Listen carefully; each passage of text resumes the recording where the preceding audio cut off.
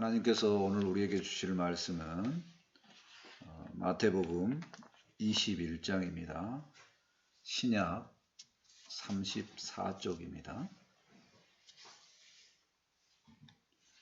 마태복음 21장 1절에서 9절까지입니다.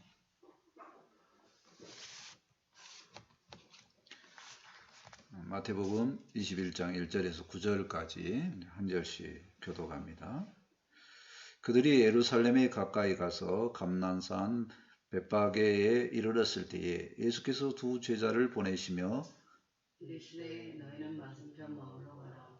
그리하면 곧 내 나귀와 나귀 새끼가 함께 있는 것을 보리니 풀어 내게로 끌고 오라.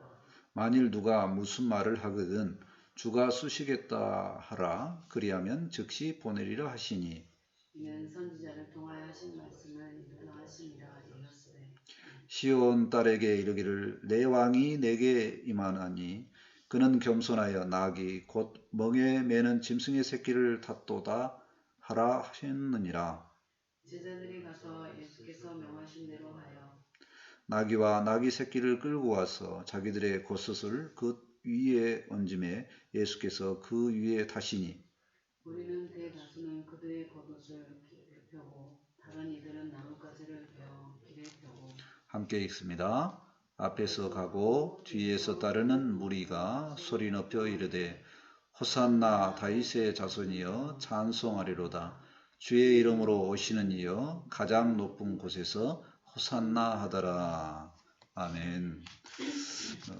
지난주까지 믿음에 대해서 쭉 살펴봤고요. 오늘은 이제 예수님하고 관련지어서 이제 또 우리 인생하고도 관련지어서 가장 중요한 것이 부활이라고 생각하는데요. 다음 주일이 이제 부활절입니다. 부활절 전에 항상 이렇게 종료주일 말씀을 하면서 또 고난주간을 생각하기 위해서 오늘도 말씀을 선택을 했습니다. 종료주일은 그 종료나무 가지를 길에다 펴면서 또 흔들면서 예수님을 환영하고 찬송하는 내용입니다. 우리도 동일하게 예수님이 나의 구원자 되심을 이제 환영하고 찬송하고 외치기를 합니다. 근데 그런 찬송과 그러한 삶이 계속 이어지지는 않고 됐다 안 됐다 그러는데 지속적으로 환영하고 찬송하는 삶을 생각해 보면서 오늘 말씀을 들어봤으면 좋겠습니다. 본문 말씀에 들어가기 전에 마태복음의 아주 개략 다 공부하는 게 아닙니다. 주보 앞면을 볼까요? 마태복음은 저자가 마태입니다.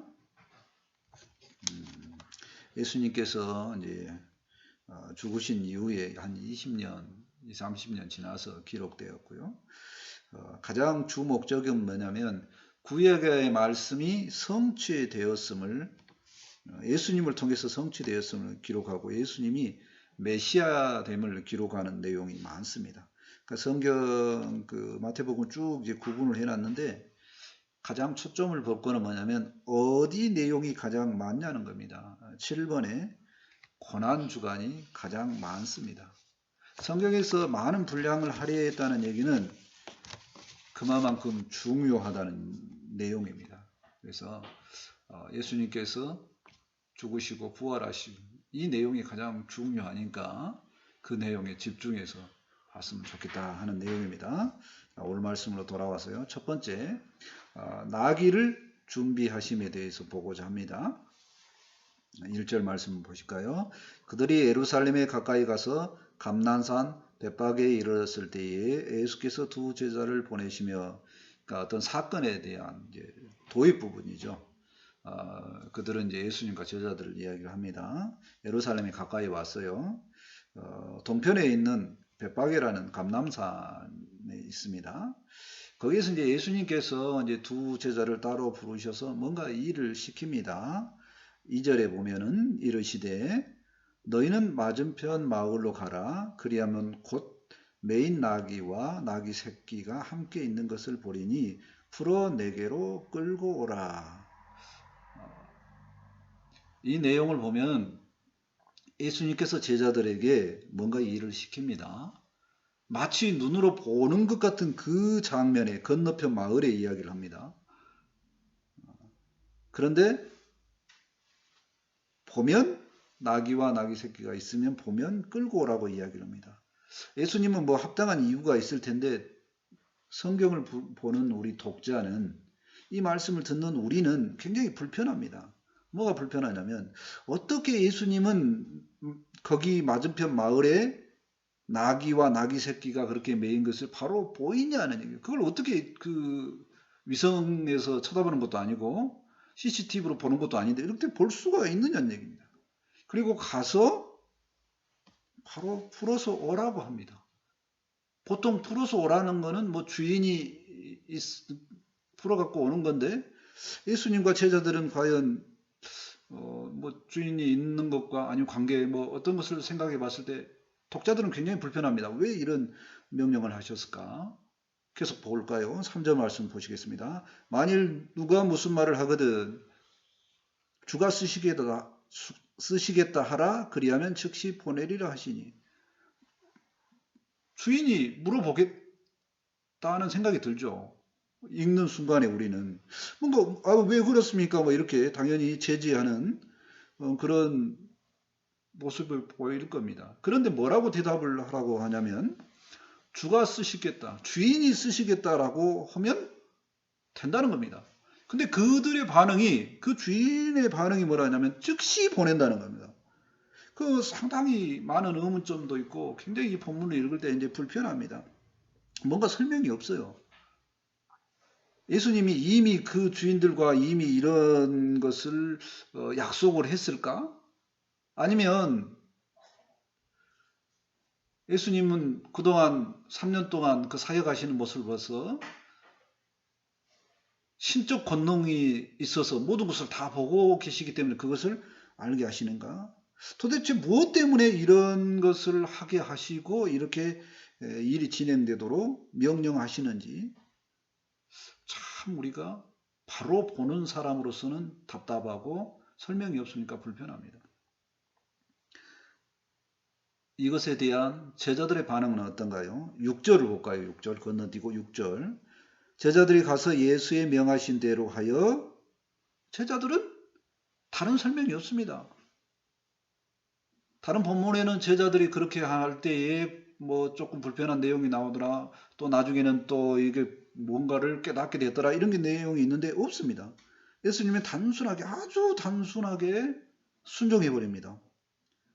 이 순종이 얼마나 복잡한지 얼마나 힘든지 이런 내용들이 설명이 없습니다. 설명이 없으면요 그냥 지나가라는 겁니다.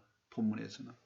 7절 말씀을 보실까요? 나귀와 나귀 새끼를 끌고 와서 자기들의 겉옷을 그 위에 얹음에 예수께서 그 위에 타시니.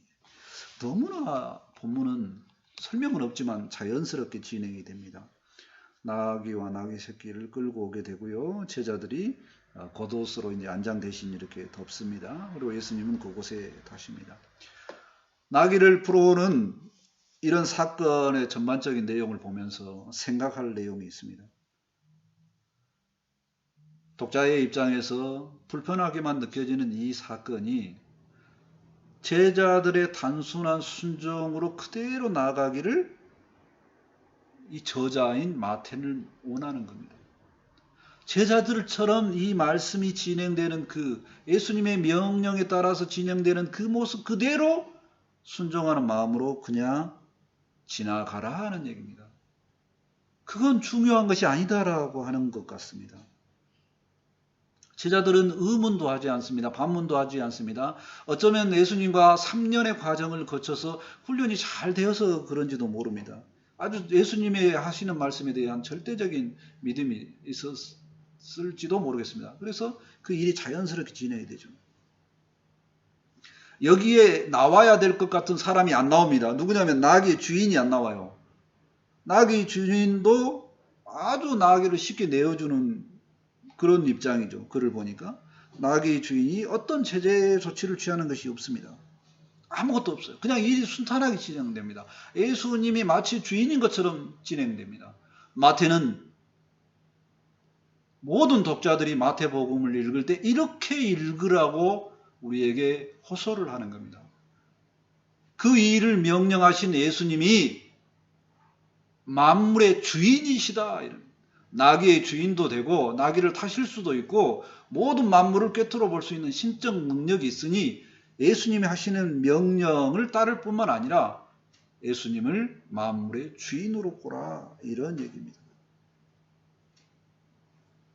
마태복음을 볼 때는 수많은 귀절들이 바로 예수님이 왕으로 선포되는 내용과 메시아로 선포되는 내용이 나옵니다. 오늘 본문도 아주 그것을 강조를 하고 있습니다. 만물의 주인 되신 예수님, 그 주인 되신 예수님을 바르게 보기를 원합니다. 만물의 주인 되신 그 예수님이 나도 만물 속에 참 피조물에 해당되니까 만물의 주인 되신 예수님을 바라볼 때 나의 주님이구나, 이렇게 봐야 된다는 얘기입니다.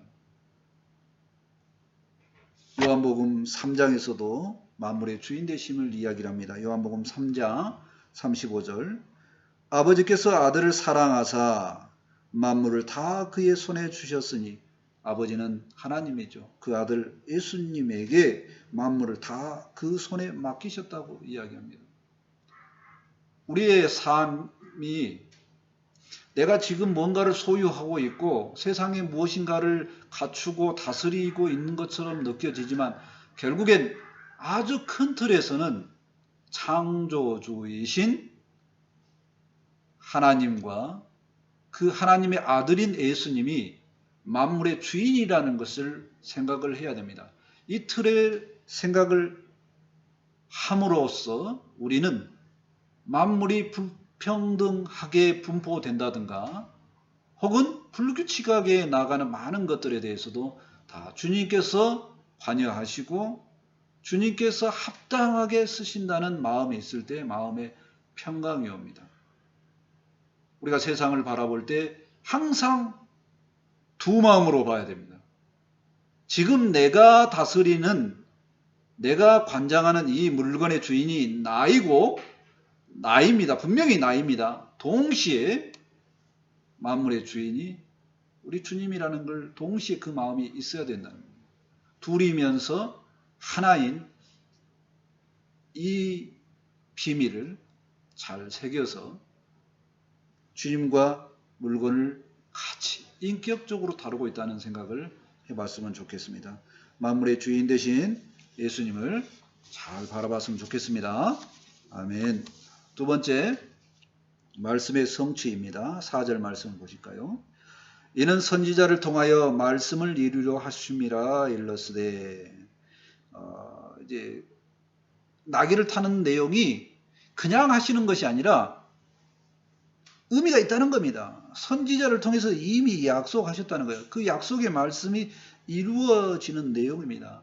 이 선지자는 스가랴를 이야기합니다. 예언의 성취를 보여주고 있습니다.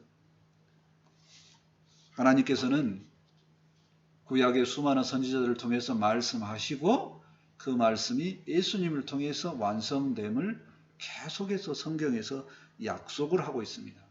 그것을 언약이라고 하고 그 언약이 신약에서 이루어짐으로 우리는 언약의 성취라고 이야기를 합니다. 5절 말씀을 계속 보실까요? 시온의 딸에게 이르기를 내 왕이 내게 임하나니 그는 겸손하여 나귀 곧 멍에 매는 짐승의 새끼를 탑도다 하라 하였느니라. 이 말씀은 스가랴 9장 9절의 말씀이죠. 선지자는 스가랴라고 그랬습니다. 그 말씀이 거의 똑같습니다. 스가랴 9장 9절에 시온에 따라 크게 기뻐할지어다. 예루살렘에 따라 즐거이 부를지어다. 보라 내 왕이 내게 임하나니 그는 공의로 있으며 구원을 베푸시며 겸손하여서 나귀를 타시나니 나귀의 작은 것 곧 나귀 새끼니라. 이렇게 말씀합니다. 지금 나귀를 타신 분은 왕이라는 겁니다. 죄인들에게 왕이 오십니다. 그 왕이 예수님이죠. 이 왕은 시온의 딸처럼, 딸이라고 쓰는 표현은 연약하다는 겁니다. 연약한 모두에게, 우리 모두에게 왕이 되셔서 왕으로 오신다는 겁니다. 근데 이 왕의 모습이 어떤가요? 화려하지 않습니다. 멋진 말을 탄 것이 아니라 나귀를 탑니다.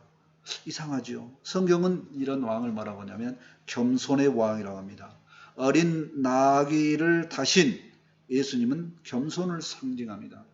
예수님은 구원자로 오시되 무한한 능력을 갖고 계시되 그 예수님의 능력을 자신을 위해서 사용하지 않으셨다는 겁니다. 그래서 겸손하다는 겁니다.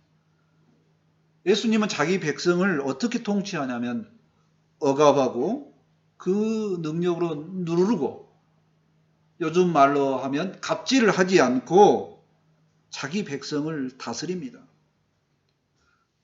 우리의 구원자로 오신 우리 구원자는 그렇게 오신다는 겁니다.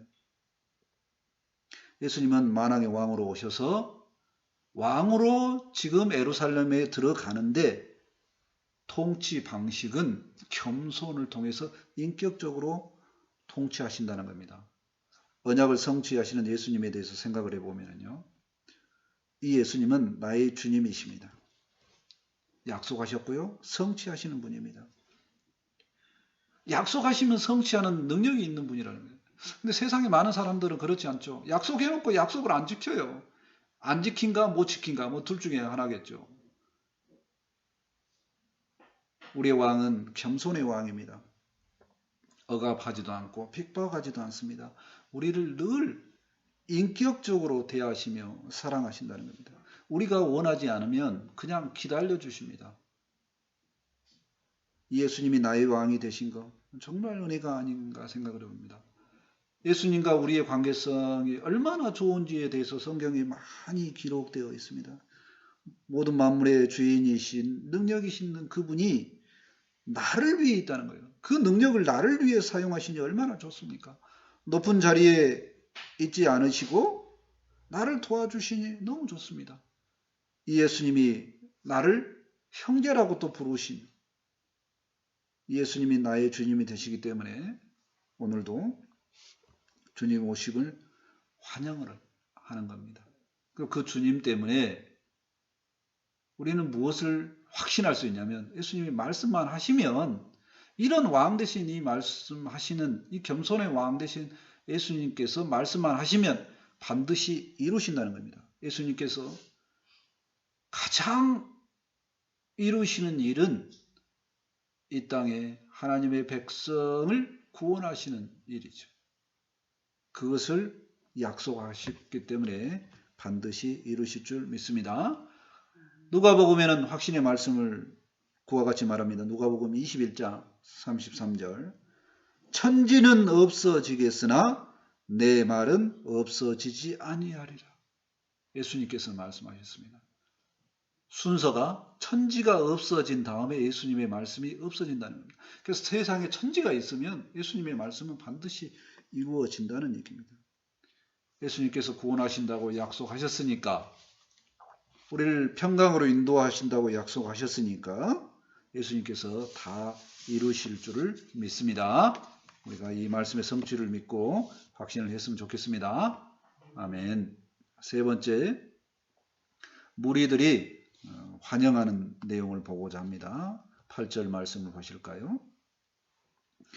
무리의 대다수는 그들의 겉옷을 길에 펴고 다른 이들은 나뭇가지를 베어 길에 펴고.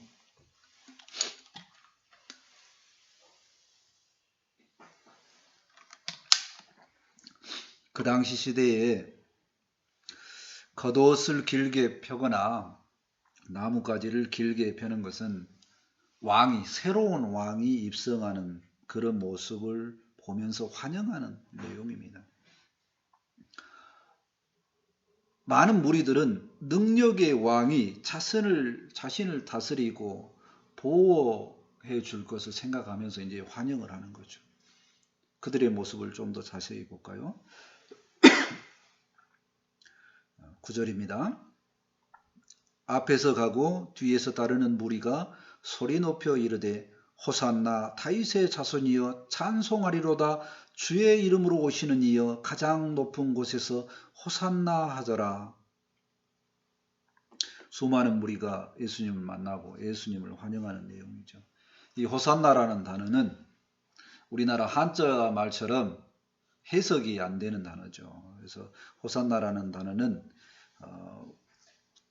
고대 히브리어의 내용입니다. 호시아 나 안나 이 내용입니다. 우리말로 번역을 하면요. 구원하소서 이제 우리가 구하옵나니 이렇게 됩니다. 순서가. 그러니까 강조하는 단어가 먼저 오죠. 구원하여 주십시오. 이제 우리를 구원해 주십시오. 이스라엘 백성들이 호산나 하고 외치는 것은 주님 좋습니다. 이 내용이 아니라 구원해 주십시오라고 하는 강력한 절규의 내용입니다. 구원해 주십시오. 이제 됐지 않습니까? 이제 구원해 주십시오라고. 이제라는 단어는 그동안 세월이 얼마나 힘들었습니까? 이스라엘 멸망당하고 로마의 속국에 대해서 지금 수백 년이 흘렀습니다. 수백 년 동안 변화 없이 속국으로 살아가는 그들의 삶이 얼마나 힘들었겠습니까? 이제 우리가 구합니다 하는 겁니다. 돌아봐 주십시오 라고 하는 거죠. 그리고 예수님을 그 자기를 구원할 왕으로 높여드리는 찬송이 그 다음에 나오는 내용입니다. 다윗의 자손이여라고 예수님을 연결합니다. 왕의 계보를 잇는다는 칭송이죠. 우리 왕이 되십시오라고 하는 겁니다. 주의 이름으로 오심을 주의 이름으로 오시는 이여 이렇게 참 주인 되십시오. 우리의 주인 되십시오. 로마 주인 되니까 너무 힘듭니다. 이런 얘기입니다. 가장 높은 곳에서 호산나더라. 가장 높은 곳에 계신 당신은 우리하고 다릅니다. 당신은 신이십니다. 당신은 하나님이십니다. 당신은 능력이 있습니다. 우리보다 위대합니다. 아니, 지금까지 보지 못한 가장 위대한 분이십니다. 그러니 우리를 구원해 주십시오라고 수많은 무리가 예수님을 호산나 외치며 예수님을 환영합니다. 근데 이렇게 환영하는 내용은요, 자세히 보면은요, 예수님이 원하는 환영은 아닙니다. 그들이 이렇게 예수님을 환영하는 이유가 뭐냐면 구원자, 메시아, 환영하는 왕으로 환영하는 건 맞습니다. 그런데 의미가 다릅니다. 가장 중요한 의미는 뭐냐면 자기가 원하는 형태의 왕이 되달라는 겁니다. 자기들이 원하는 형태의 왕이 되달라는 거예요. 예수님은 어떤 왕으로 오셨냐면요.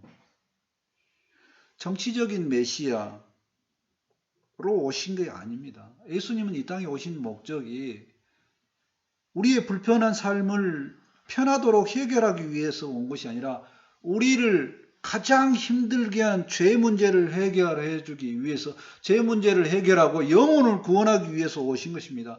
영혼을 구원한 메시아인데 자기 육체들을 구원해 달라고 환영을 하고 있는 겁니다.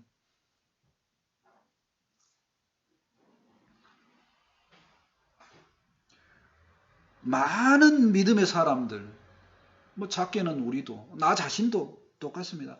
예수님을 항상 생각하고 예수님께 기도하고 예수님을 계속적으로 찾고 예수님을 부를 때마다 무엇을 하느냐? 환영하고 찬성하는데 절규가 포함되어 있죠. 이 불편함 해결 좀 해주십시오라고 합니다. 주님이 원하신 대로 나를 통해서 주님의 역사가 일어나게 해주십시오라고 기도 안 합니다. 호산나 찬송의 의미가 그러면 무슨 의미가 있습니까? 마태는 그래도 호산나 찬송의 의미가 있다고 이야기합니다. 왜 그러냐면요. 예수님은 무리의 찬송을 받으셨습니다. 이건 분명한 사실이죠.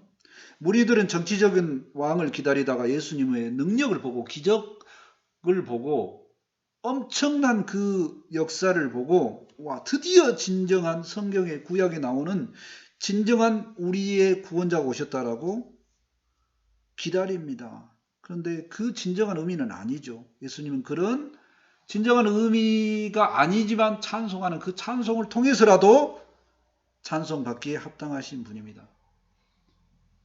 사람이 주님께 찬송을 하지 않으면 예수님께서 뭐라고 하냐면 저 돌들을 통해서라도 하나님께 찬송을 돌리게 하겠노라고 이야기합니다. 예수님은 우리 죄를 위해서 구원하신 구원을 위해서 이 땅에 오신 것입니다.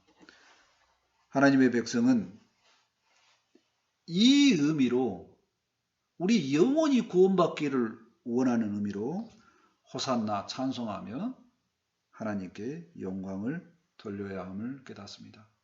우리가 호산나 하는 것은 구원해 주십시오. 이제 구원해 주십시오. 우리를. 이 죄 문제를 해결해 주십시오.